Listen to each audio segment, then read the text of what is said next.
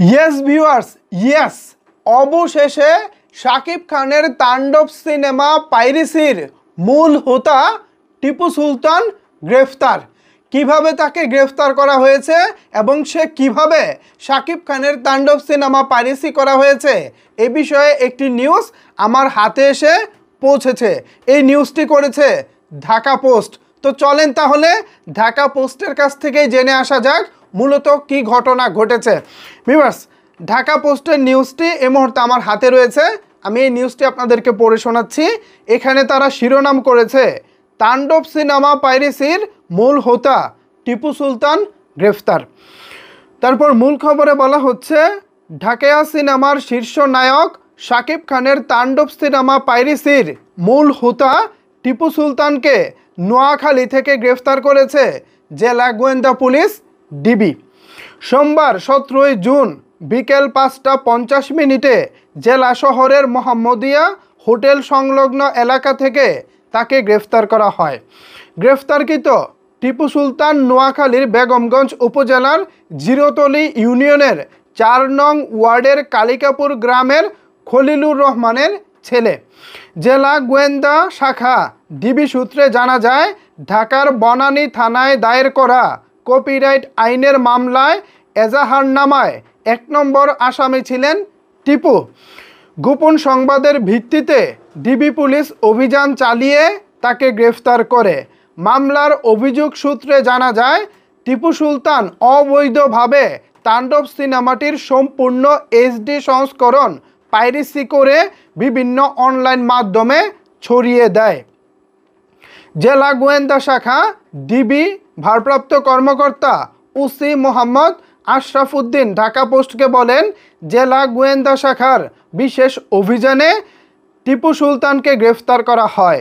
Copyright লঙ্ঘন করে দেশের চলচ্চিত্র শিল্পকে ধ্বংসের মুখে ঠেলে দেওয়ার যে কোনো অপচেষ্টা প্রতিহত করতে ডিবি সর্বদা তৎপর। নোয়াখালীর অতিরিক্ত police super crime and ops Mohammad Ibrahim Dhaka পোস্টকে বিষয়টি নিশ্চিত করে বলেন, পাইরেসির কথা টিপু সুলতান নিজ মুখেই স্বীকার করেছে। এটি একটি চক্র। জানা গেছে সিনেমাটির প্রযোজক শাহরিয়ার করিম ভুইয়া অর্থাৎ শাহরিয়ার শাকিল বাদী হয়ে এই মামলাটি করেন। বর্তমানে আসামিকে ঢাকায় পাঠানোর প্রক্রিয়া চলছে এবং বনানী থানায় তার বিরুদ্ধে আইনানুগ ব্যবস্থা গ্রহণ করা হচ্ছে।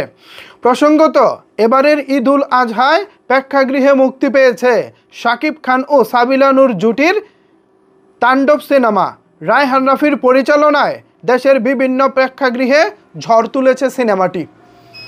তো এই হচ্ছে মূলত ঘটনা ভিউয়ার্স।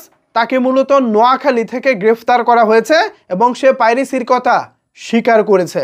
এখন দেখা যাক প্রশাসন তার বিরুদ্ধে কি অ্যাকশন নেয়, সেটা আমরা হয়তোবা সামনে দেখতে পাবো। আপাতত তাকে গ্রেফতার করা হয়েছে।